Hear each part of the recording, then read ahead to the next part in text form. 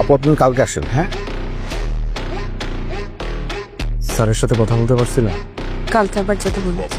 মহান আদর্শবান সিওর বাচ্চা যে কয়জনের নাম লিস্ট করছে প্রত্যেকটাকে জেলে পাঠিয়েছে। এই হারামজাদার বাচ্চা কোনোভাবেই আমাকে ছাড়বে না। তুমি প্লিজ আরেকবারের জন্য লাস্ট ট্রাই করবা। তুমি প্লিজ আরেকটা বার একটু কথা বলে দেখো ম্যানেজ করা যায় কি।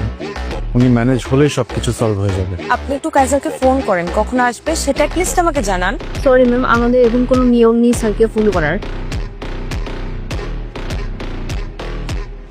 আমার সাথে কথা বলার জন্য কি 5টা মিনিট সময় নেই তোমার হাতে? ম্যাডাম আপনি এখানে ম্যাডাম বলুন। আমার হাজবেন্ডের নাম আবরার ফাহিম। ওর এগেনস্টে তদন্ত কমিশন গঠিত হয়েছে, কিন্তু ও কিছু করে না। ইনভেস্টিগেশনে কি অবস্থা? বিশেষভাবে খেয়াল রাখবেন অপরাধী যেন সর্বোচ্চ শাস্তি পায়। আপনি আসতে পারেন।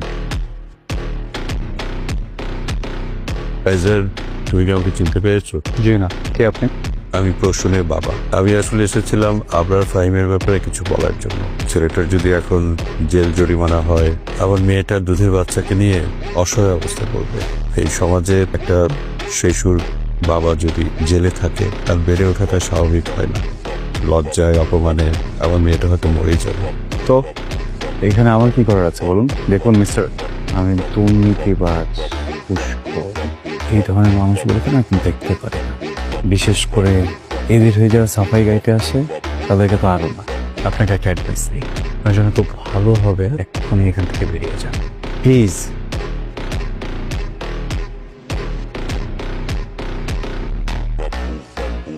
কাইজার, তুমি কি চাও আমার থেকে? তুমি কি আমাকে রাস্তায় ফেলে দিতে চাও? তুমি আমাকে পথে বসাতে চাও? তুমি কি চাও আমি আমার বাচ্চাটাকে নিয়ে রাস্তায় রাস্তায় ঘুরে বেড়াই? কি করলে তোমার একটু শান্তি হবে বলো তো? তোমার অনেক রাগ না আমার উপরে? কি তোমার সাথে পার্সোনাল সময় কাটাতে তুমি খুশি হবা? তুমি আমাকে তখন শান্তি দিবা?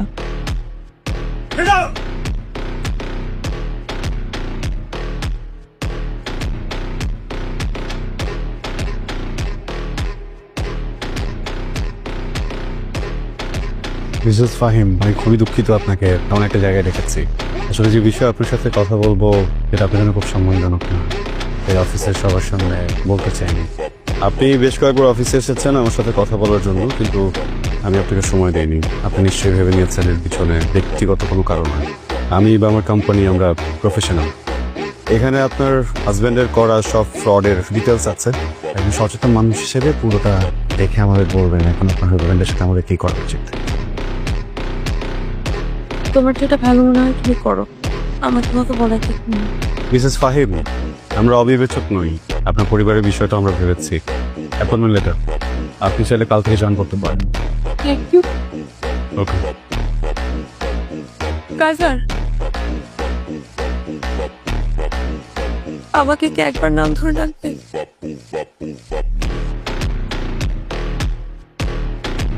গুড লাক প্রসন্ন।